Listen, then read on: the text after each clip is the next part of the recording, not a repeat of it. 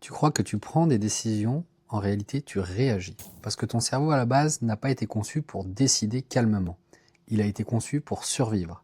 Et quand la pression monte, il ne cherche pas la meilleure stratégie, il cherche juste à te protéger. Et pour ça, il active des mécanismes très anciens, toujours les mêmes. Attaquer, fuir, se figer. Le fameux fight, flight, freeze.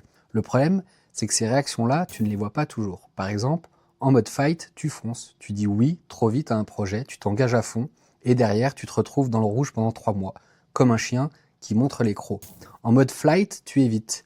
Tu repousses une discussion, tu ne recadres pas, tu laisses traîner un sujet sensible, et ça finit par te coûter cher en temps, en énergie, et souvent de l'argent. Comme une gazelle qui fuit un fauve.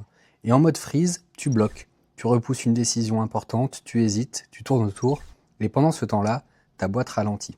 Comme un lapin figé dans les phares d'une voiture. Donc toi, tu as l'impression de réfléchir, mais souvent ton cerveau a déjà lancé sa réponse avant même que tu en aies conscience. Dans le sport de haut niveau, on ne discute pas de ça, on l'entraîne. Parce que si tu ne maîtrises pas ça, tu perds. Et le haut niveau, ce n'est pas juste être le meilleur, c'est être capable d'être le meilleur à un instant précis, sous pression, quand tout se joue.